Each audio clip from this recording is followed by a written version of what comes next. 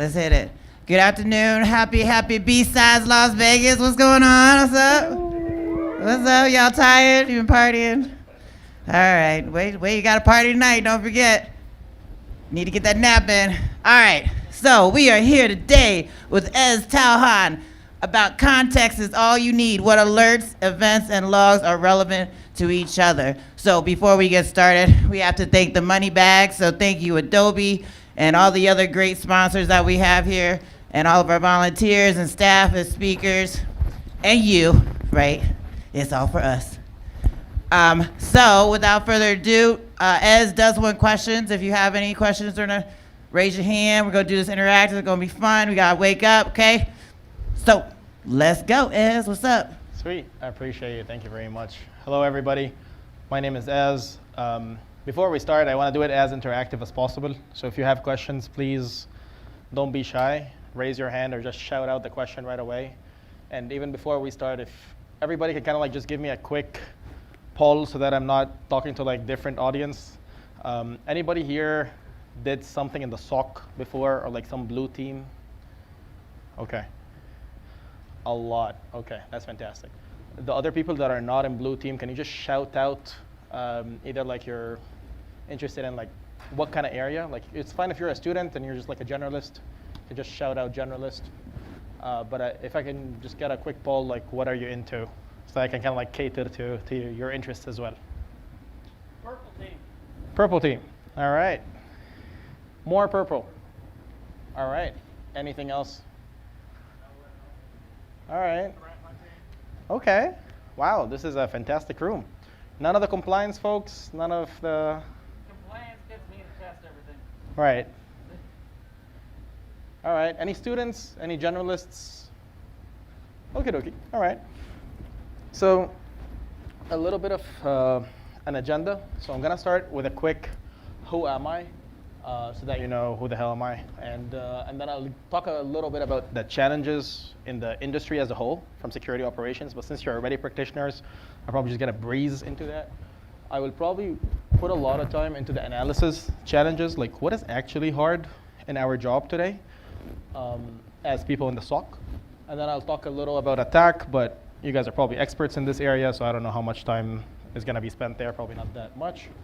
And then we're going to talk about the investigations and the model of investigating that talks about the what, the when, the who, and how can we automate things a little. Go for it. That was a good one? Okay. And then we're going to talk a little about some models in machine learning. I know everybody is all about machine learning. I am a data scientist, so I'll probably bore you with a lot of machine learning, just as I get my mic set up. And we'll talk a little bit about examples, and we'll talk more about questions as well. All right, I will not jump into the screen. Okie dokie. All right, a little bit about me. I'm a data scientist that works in the SOC. I have a bunch of SOC experience, but I have more experience in the data science area than in the SOC, so you're probably more experts in the SOC side. So if I say something that is kind of like, this guy's not really covering everything, don't be shy. I would not get offended. Shout it out or raise your hand and be like, by the way, that's not really how we do it. That's a better way to explain it, and that would be fantastic because I want this to be as interactive as possible. But I worked in the SOC as a data scientist in Royal Bank of Canada, Orange Cyber Defense, Huawei, and Forescout, and that's about it. All right. A little bit of a general kind of statement in cybersecurity is it seems like things keep on getting worse. And I'm not sure why. If you remember, like 10 years back, we thought like Stuxnet was bad. Nowadays, I don't know how bad was that, right, compared to the stuff that happened. But it seems like as if attacks are getting better and even more stealthier than they used to be and harder to detect. And it seems like we have more alerts than ever before hitting our SOC. And it seems like we also have a lot more tools. So why are attacks getting more successful? Some people seem to say that it's probably just bloated and ineffective. But some people are just saying that, you know what, systems just got less secure. And if you think about that, are systems actually less secure? I mean, we have the fact that back then things were simpler, and now things are like crazy complicated. I mean, even in ICS, things were super simple to pull off Stuxnet, for instance, or Colonial Pipeline or whatnot. Things were very different back then. While Colonial Pipeline was like a little bit easier than Stuxnet, right? And that's because like the networks have more attack surface, right? So back then, Stuxnet was completely air-gapped. To do anything there, you had to circulate a virus for 2 years around planet Earth until someone, by mere chance, gets that virus on their USB and plugs it in. Now, you don't really have to do all of that. There's like smart grid. There's like, I don't know, 5G, ICS kind of mobile edge cloud and whatnot. There are so many attack surfaces, and that means that we have a lot more attack vectors to pull off. So anyways, what that takes us to is everybody in the SOC does not mind any kind of automation. They actually welcome it more than anything else. This is one of the few industries where you go and you talk about automation, and people are like, yes, give me more. Please take my job. I don't want to secure this job ever. Like, please take it. Give me another job. And according to the SOC survey that is pulled off by SANS, and I don't know where do you stand on SANS. I mean, I'm kind of biased because I'm on the GIAC advisory board, and I paid them a lot of money, so I feel like they're good. But they do this report, and they go out to all the people in the SOC, and they ask them, what's the biggest problem that you think is out there? It's a pretty good report if you want to read it. It's called the SOC survey by SANS. And it seems like most people just point to this idea of my investigators. They take a lot of time, and their job is pretty hard, and their investigations are very inconsistent. And all of that is to chase this dream of correlating stuff. Like, I just really want to understand what is relevant to a ticket without having to like jump into hoops and whatnot. And that is coming at a time where we have all of the data that we need, ideally, in a single place, either logically or technologically. It might be the SIM, it might be whatever you want to call it, but we have a bunch of alerts and events and logs throughout our organization. Ideally, we have a good coverage, but even if we don't, we have a pretty decent coverage in most cases. And we have all of that in one place. And the way we deal with it is we actually have a lot of lookups. So we actually go in there and we look up what could be relevant to an alert. So if I get, I don't know, like some sort of an ADR alert, I go in there and I look up what is going on, what could be relevant there, and so on and so forth. We can use Sigma rules for things like that in terms of detection rules, or what they call correlation rules, or analytical stories that have a lot of rules that look for things that are relevant. And in this case, the rule is simply looking for command kind of strings via some sort of like a query language or regular expression that finds these in web traffic. So it's a very straightforward detection rule. And we like Sigma, because Sigma is like a unified language and things are beautiful. We also like what they call investigative playbooks. Anybody familiar with investigative playbooks? Not as many. Okay, let's quickly jump into what is an investigation playbook. So there is an open source thing from Splunk called research.splunk.com. If you quickly go there, you will find all of the open source content from Splunk. So you will find detections, analytic stories, and playbooks. This is obviously not the only place to find this, but it's just one of the bigger repos out there with information like this. So if you can select like investigation playbooks, you can essentially look at investigative playbooks. So for instance, here's a playbook that, I don't know, like there's like identifier activity analysis, there's like internal host SSH, there's like what do you do when you find like an email, what do you do when you find like a threat intel hit, what do you do when you find something like that. And if you click on any of those, like for instance this case, once a user or device is involved in something, it will go and it will look up the attributes of that. So that's already something that an analyst has to do. Like when you find an asset is involved in some sort of an investigation, you better know what kind of business unit, you better know what kind of IT leader, what kind of manager is handling it, and stuff like that, ideally through a CMDB. But if you don't have it, you can also do just a live lookup for it. And anyways, this is kind of like the playbook. You can kind of like see the exact, I guess, JSON of it on their GitHub. So all of this is completely open source, as I said.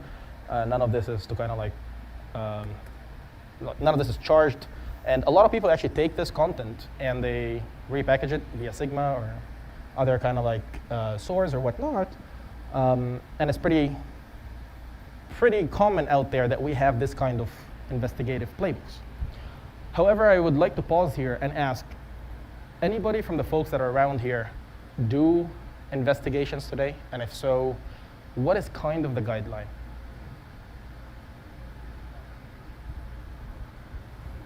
Can you speak up? Yeah,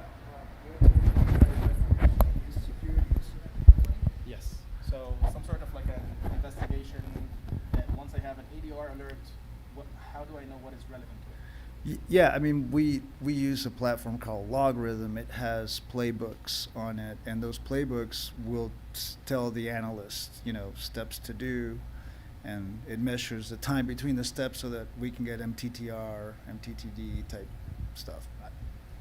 Is that enough, or does the analyst do a little bit more of a lookup? That's an aptitude thing of the analyst. How curious are they? How much do they want to impress? So it's a challenge. Okay. All right. Fair enough. Thank you for sharing. Anybody else wants to share a little about how do they do investigations, or how do they find what is relevant to an incident? You can shout it out. But is it mainly just playbooks and lookups, series of lookups, and then anything other than that is completely?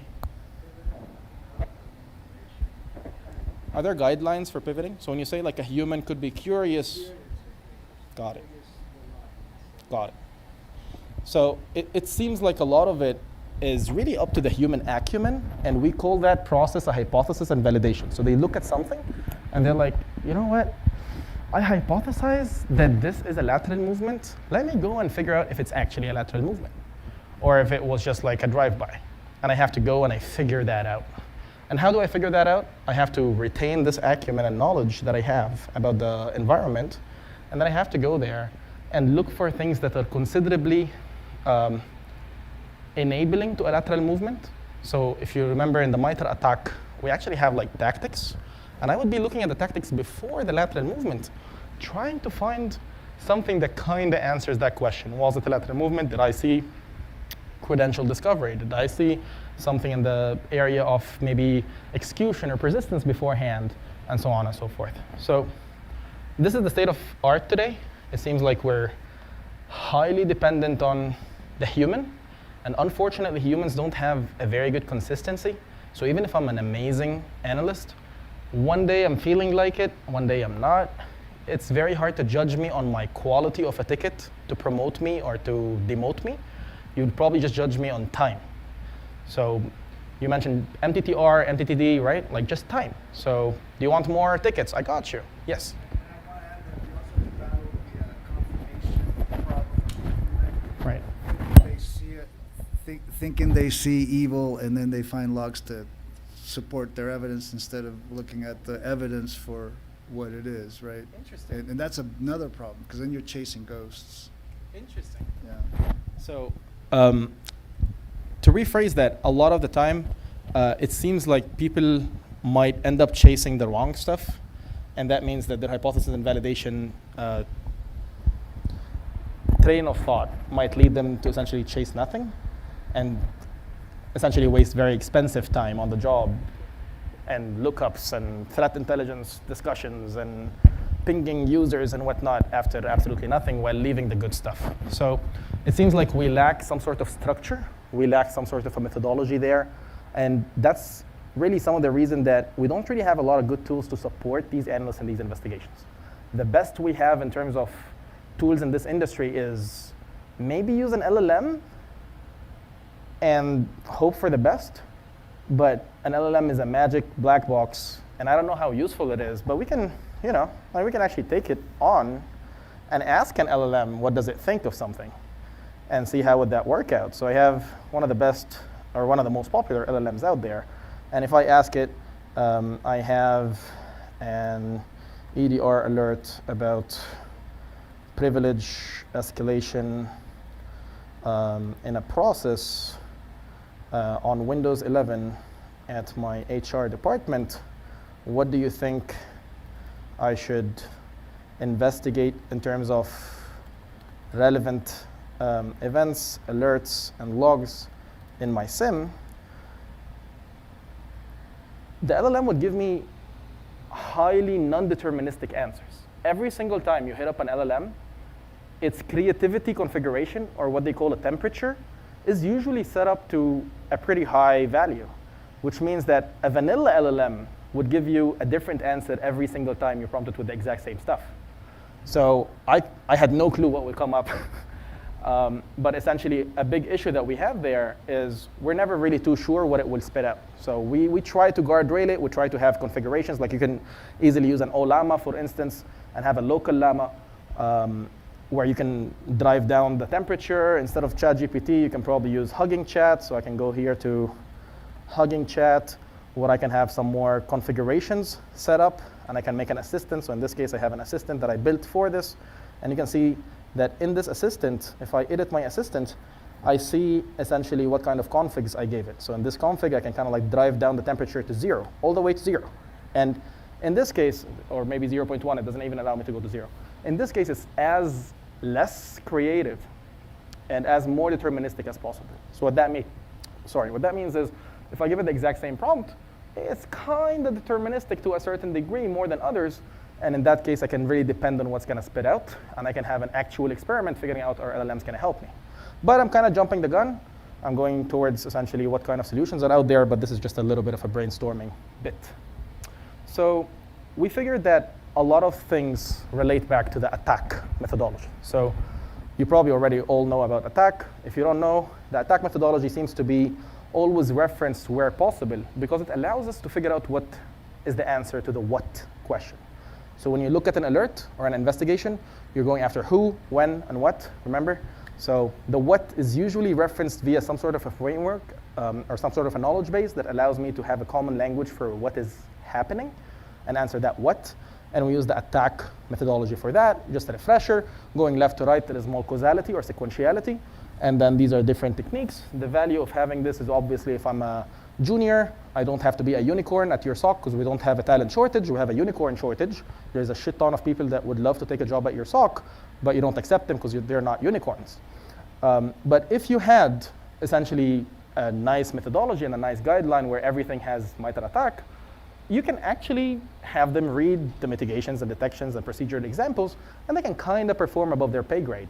However, another problem in this industry is the Mitre attack labels that we have are usually non-consistent because guess what? All of the detections, playbooks, and whatnot have very, very different authors. Most of these authors put the attack just for marketing. They don't really put it for operations. They put the most broadest technique that they can find or a tactic, and it's not really very good. So one of the things that we should probably do in a SOC is try to make sure that we have a consistent attack technique.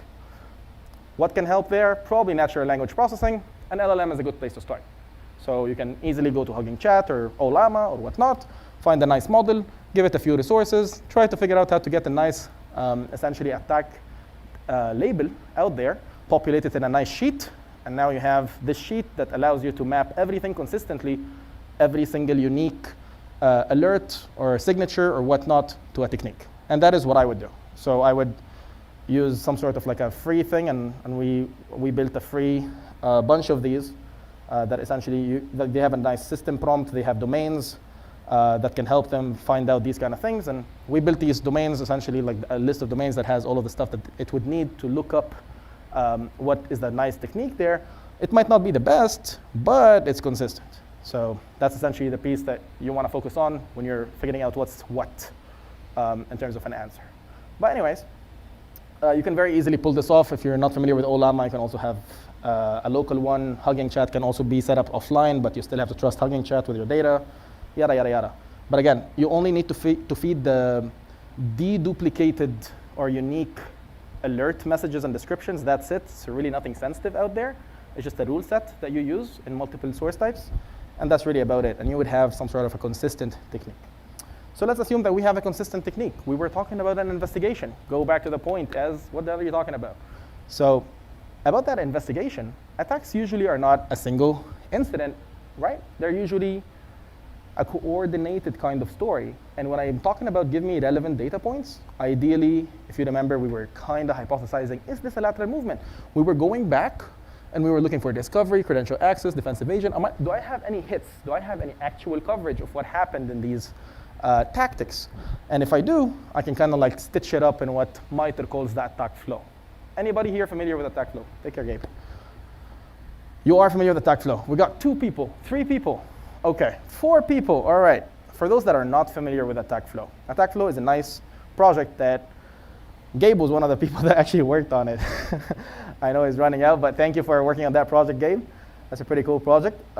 So if you want to take a look at the project, a quick way to look at it is essentially, let's say, Equifax. Equifax was a big breach that happened in 2017. Half of the people in the US have their SIN numbers, addresses, date of births out there in the dark web somewhere. So if you suffered identity theft after 2017, this is why.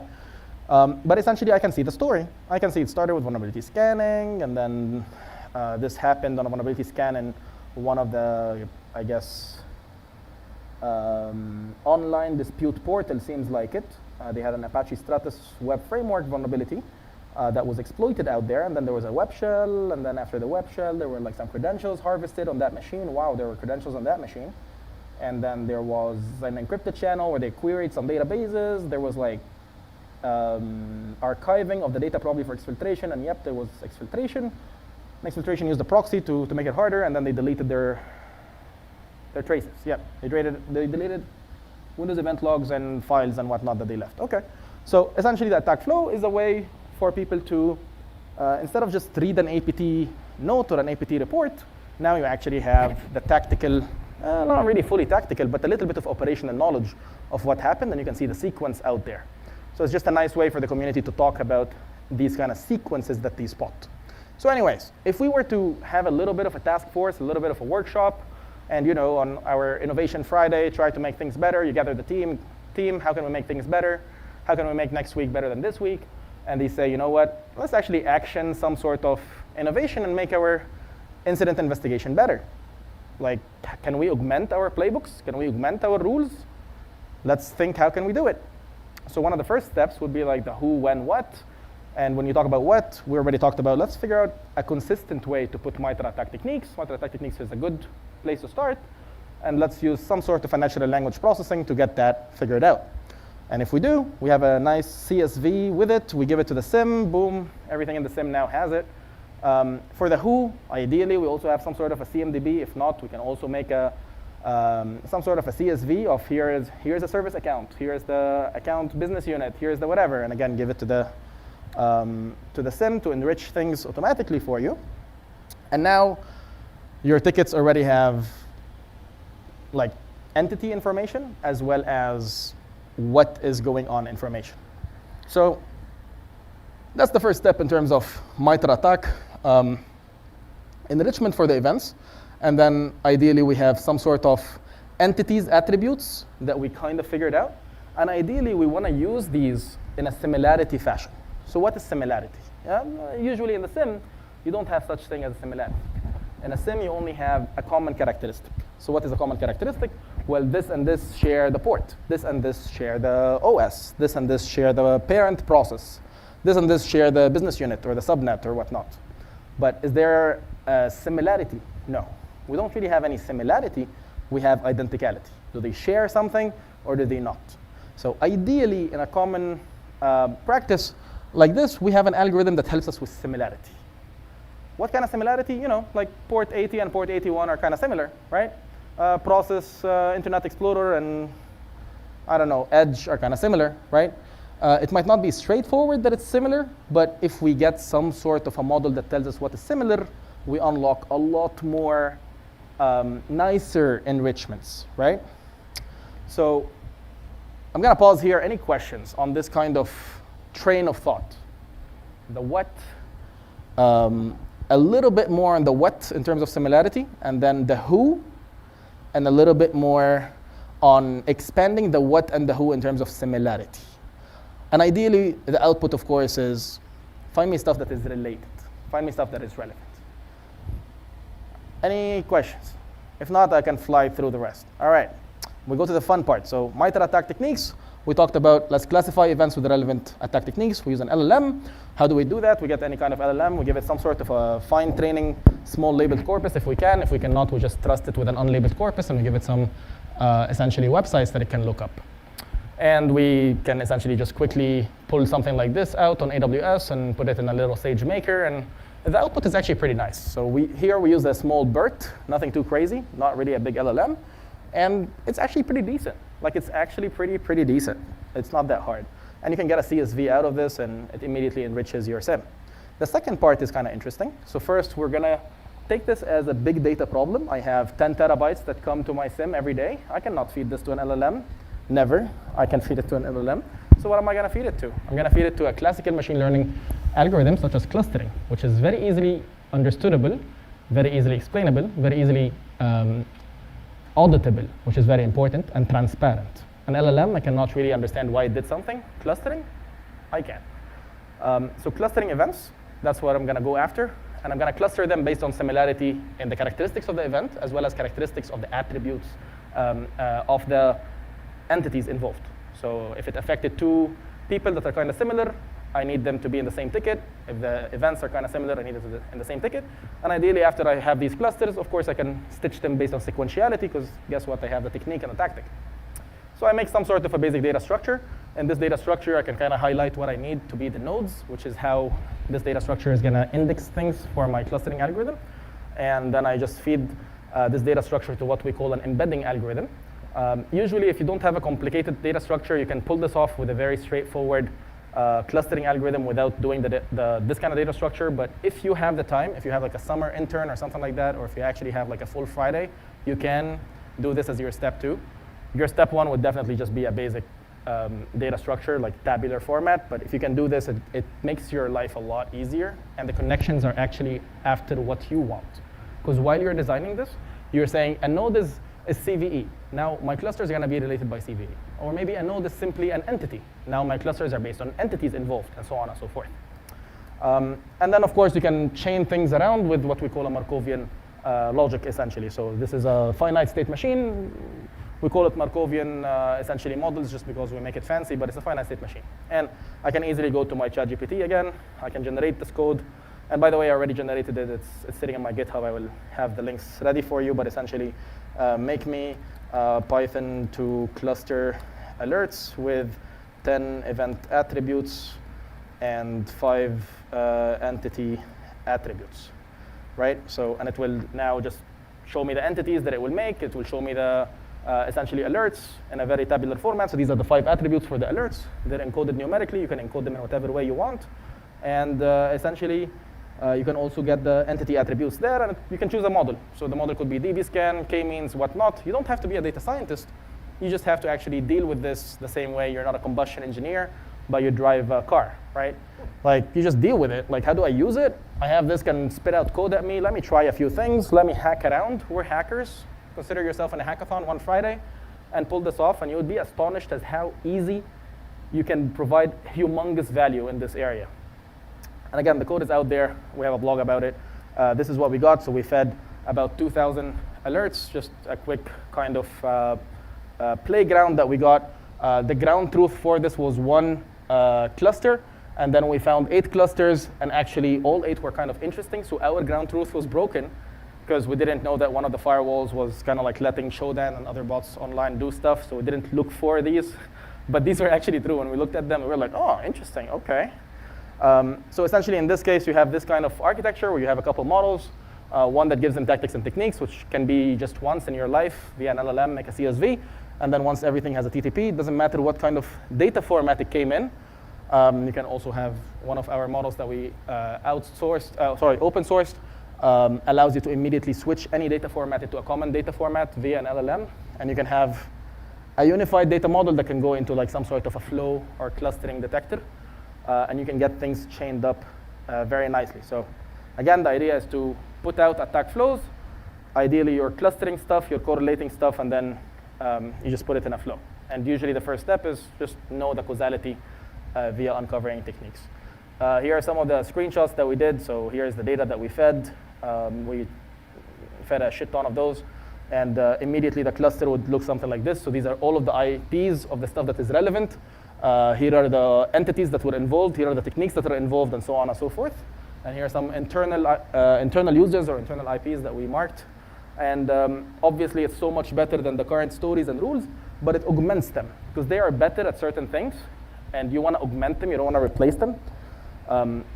How is it easier to adapt and maintain? You can easily go and mark in the cluster what do you not like and what do you like, and immediately the cluster algorithm would learn how to cluster things the way you like it, without you explaining too much or writing a rule. It's actually more efficient than a rule, because the more you have of these playbooks and lookups, the sim is going to be slower. So if you hear people complaining or ranting about, oh, QRadar is so slow, man, like I want to move to like Splunk or something like that, you immediately ask them, like, how many lookups do you have on there? Like, how many continuous searches do you have on there? Like, how many playbooks do you have that are constantly hitting it with searches? Like, if you go in the jobs in Splunk, you can have a lot of jobs. But usually when you transition into a new SIM, you don't take any of these rules with you. So like 3 years later, you're again like, oh, Splunk is so slow, man. Like, so that's what I see a lot. And then the nice thing is it's standalone. So the leadership changes the SIM, they change the EDR. Your clustering thing that you worked on a little with your intern or in your Friday, Innovation Fridays or whatnot, is gonna live with you for the rest of your life. And yeah, you can correlate via nuances, and that's the similarity piece, because clustering takes in consideration similarity. It actually looks at semantical similarity of Kevin and Kev, or HR and corporate safety. Like, these are actually similar. But if you have a rule or a playbook, it's just looking for a match on business unit, and that's it. But yeah, that's essentially the idea. A lot of buzzing alerts. Ideally, just put them all together. This is a UI that we built. A lot of this is available on our GitHub. But essentially, ideally, your false positive ticket looks something like this. So you already have the sources and whatnot. You have the resolution in the comments. And if you already have these tickets historically, let's talk about how do we do this via supervised learning, which I couldn't put into this discussion because this is just unsupervised for people that don't have historical tickets. But if you have historical tickets that you can trust and you can be like, you know what, my tier 3, my senior guy, I trust this guy. Any ticket that this guy closed, I can use to train a supervised learning model, to notice what is a false positive, to notice what's a nice investigation to do, to just show the analyst today what are relevant tickets, and they can just quickly skim through them and be like, oh, yeah. This is the vulnerability scan that happens every quarter for compliance, and every single time it's marked as a ticket, but this is obviously false positive, because every time I just ring up this guy, and this guy's like, yeah, this is our vulnerability scan, or this is our pen test, or this is, oh yeah, the accountant keeps on going every quarter to pull up financial metrics for the management. Like, this is the exact same thing every single quarter. If I have these tickets, like the tax story tickets or whatnot, even the coordinated tickets, like the APT stuff, if I have them historically and I feed them to a supervised model, I can teach my new generation of analysts how historically good human acumen did these investigations if I have it. But if I don't have it, unsupervised is your friend, natural language processing, clustering, and the rest is history. But yeah, these kind of things augment your playbooks. I want to leave a lot of time for Q&A, so throw it at me if you have it. There's a lot of stuff in that ticket. These are the links for the Hugging chat assistance that I built for this. There is a gist here that I kept for you guys that has some of the clustering algorithms. So this is one.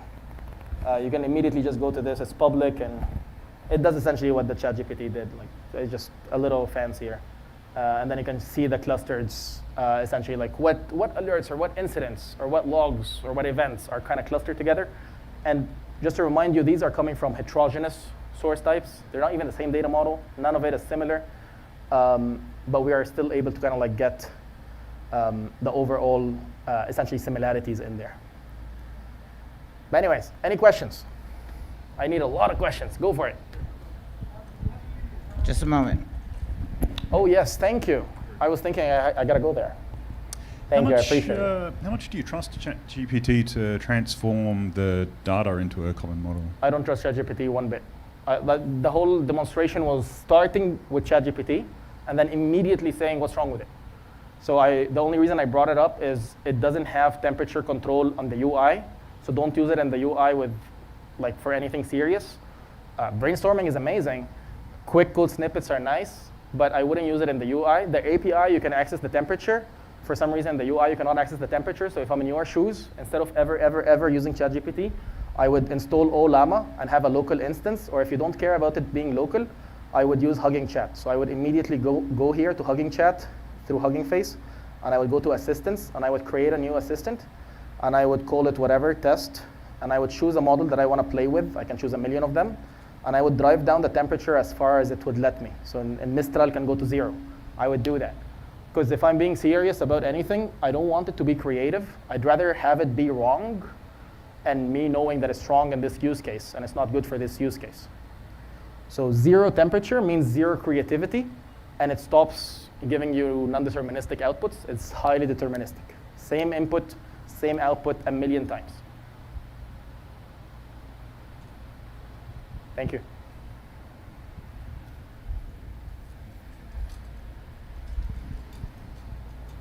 %. Hey, great talk. Thank you. 2 questions. The first one being, you talked about unlabeled data, but how often have you found that the Mitre tactics and techniques are mapped accurately enough to provide a strong signal for doing some of the similarity searches? That's the first question. Should I answer it first? Yes, go ahead. Okay, so when we started training our LLM to do this, we gave it all of the stuff that we pulled and scraped from GitHub from different rule sets, and people have already given them attack techniques.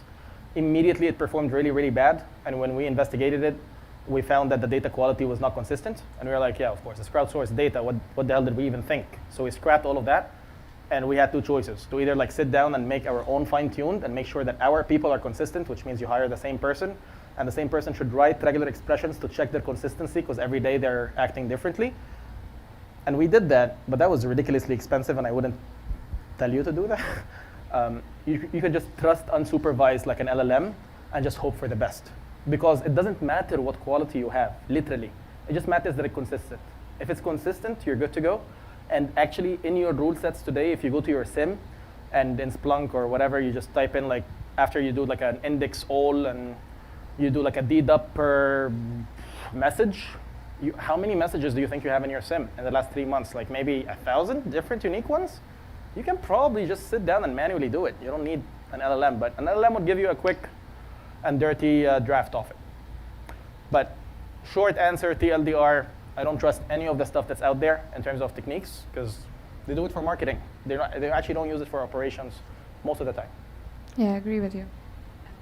The other question is, when you did clustering, so what kind of clustering approaches did you try? Did you try any basic clustering approaches like hashing, like DLSH, or did you try more advanced clustering with a vector database that can further provide some explanations downstream? Did you try any graph clustering algorithms? Could you just give some commentary around that? Yep. So if you want the TLDR version of this, is use something that is simple first, and then build on it. Don't be a perfectionist. Perfectionism is the opposite of progress. So don't tackle this as a perfectionist. Tackle it as an iterative kind of process, like as if you're a founder, you're building like a version 0.1 first, and so on and so forth. So I would tell you to start with either a k-means or a db scan. They would use essentially a tabular data. If you want to improve, you're exactly on point. So the graph kind of data structure and the graph kind of embedding that allows you to then use db scan is so much better, because in the graph, you actually do what we call knowledge encoding. So if you remember in my slides, I had a little bit of a graph data structure here that focused more on CWE and CVE, because I noticed in my SOC, I would really like to have my tickets focused on vulnerabilities. Maybe because the way we action most of our tickets is, I don't know, we actually fix our software because we're a product company. But if I'm a manufacturing company or I'm an operations company, why the hell do I need this? I focus more on entities. Which of my sub-organizations is hacked? Which of my sub-entities, we acquired a lot of companies or something like that. Which of them actually has the problem? And I want an entity-based graph. So in this case, you're knowledge encoding, and you're telling the clustering what would you like to get out of it. And as you see things that you don't like, when you give it feedback, it can action it very easily, because it will just change the weights of edges versus nodes. It will change the weights of which attribute in the nodes or entities do you care more about? Do you care about business unit or same operating system or same IT leader, manager, admin, and so on and so forth? You can very easily tune this. Any more questions? Amazing questions, by the way. Thank you. Can we get a question here? Thank you. This is amazing. You guys can shout it out, and I can repeat it if you want. We're recording, so. I just wanted to clarify. So you wrote Hugging Chat and Attack Llama. Those are things. Those are. Yes. So Attack Llama is just the name that I gave it. But I just went to Hugging Chat like any normal person, and I just gave it a few links to make it focus more on certain areas when it's doing its search. So in Hugging Chat, you can go into the settings and you can give it certain things. So this one, for instance, doesn't go online at all. And it has a very low temperature relatively. So in here, I just kind of like gave it a system prompt and that was it. But in this case, while I was creating this, and again, it doesn't take a data scientist to do this. That's why I showed this early, because you can do it on your phone. You don't even have to have a laptop. That's how user-friendly it is. This is 2024. Like, it doesn't need a PhD in data science. And I gave it the links that I thought were interesting. So you can see in my links, I have a shit ton of links, but the links are focused on the sources that I wanted to look at. So BugCrowd, VariantDBs, W directory, like Rocket Reach, even like for recon on the attribution, URL void, like all kinds of essentially links that I thought were interesting to my essentially use case, right? My use case was threat intel attribution, software deobfuscation. I wanted to figure out what's the attack in any kind of event that I give you, any kind of PowerShell code that I give you, anything that I give it this assistant, you better give me an attack technique that is relevant. And this is a public bot. I can share the link. I can put it on my LinkedIn. This is a public bot, and there's a million other public bots out there. And you can look at my settings. Nothing here is like a secret per se. I can activate it and I can go talk to it. This is the direct URL, system instructions. You can see my prompt. There is no secret at all in this case.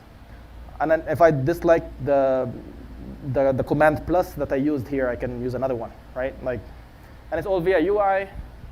If you want another UI, something else that you want to do local because you don't trust Hugging Chat, Olama.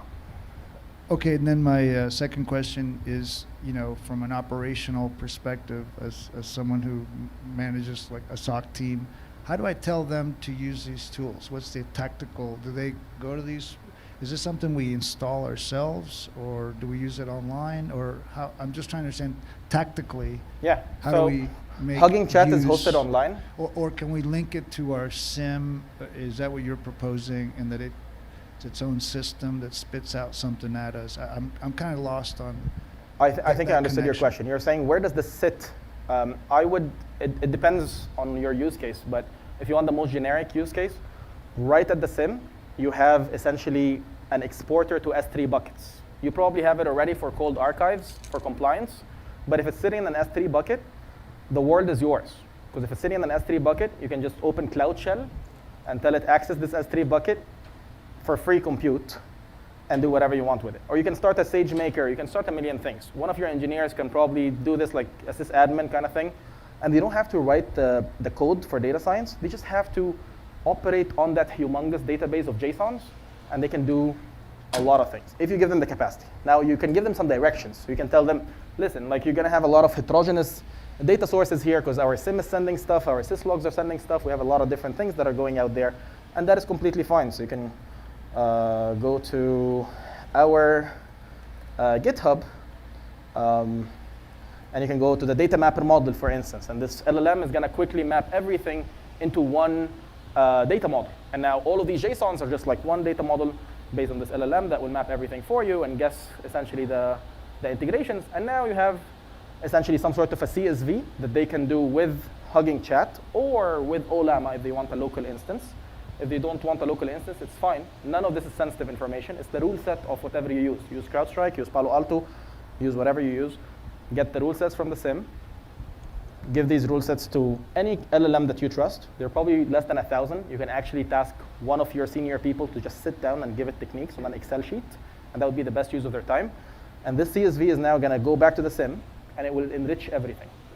So on the SIM, when they are doing notable alerts, they will just do group by whatever this exists in the data model, and they will add a data model for technique. And you should probably do this as well for entities attributes.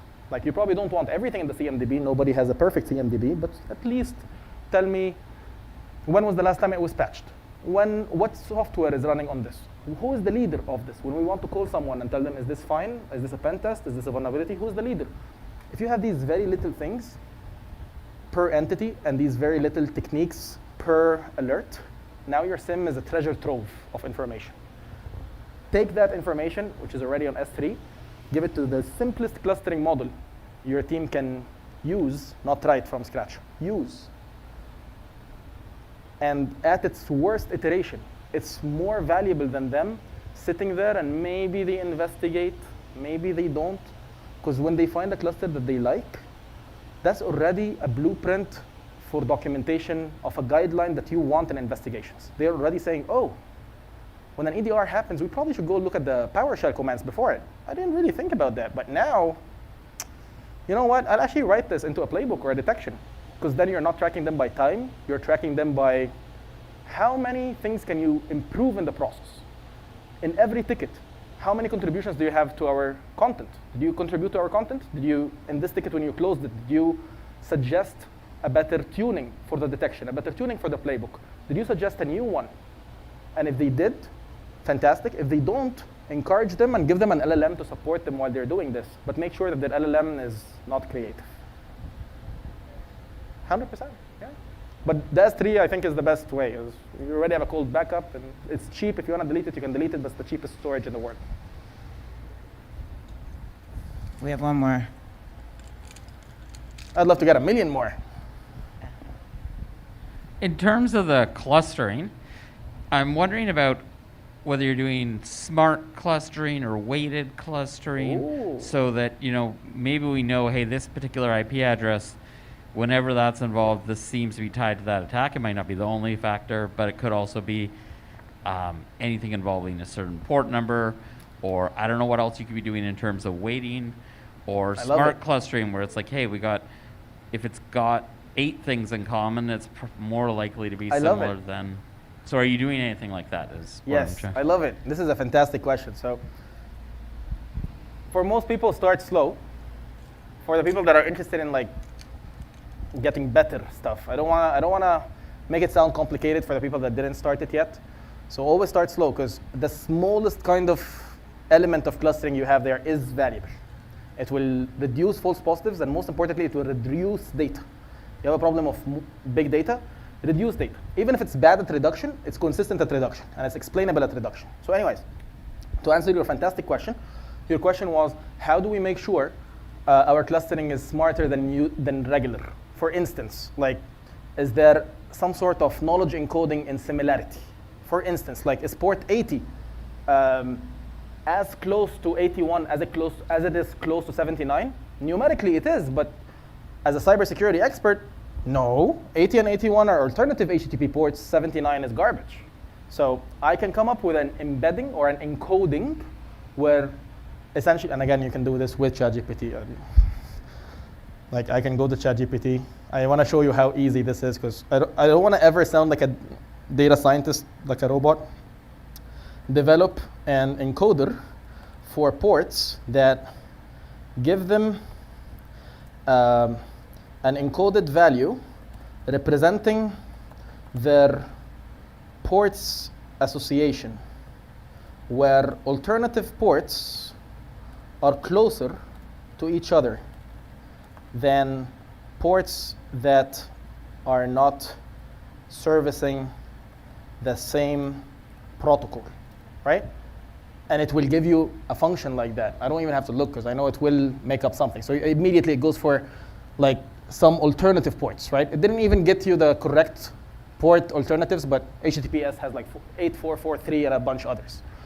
Now that I have this example, I will make them have closer numerical values to each other, where I no more call 8080, I call 81. I no more call 8181, I call it 1. And I call 7906. It's a way for the machine to understand your knowledge. You don't have to worry about how we talk to the machine. You just worry about your knowledge. And if you tell your users, or if you tell ChatGPT, give me a list of all common ports and their protocols. Give me all of the alternative ports. Boom. Give me an encoder. Hopefully it actually gave me the code. Yeah, it did some sort of code for the encoding.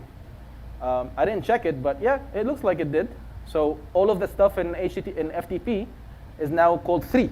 So no more 20 and 22, 21 and 22, I just call them 3.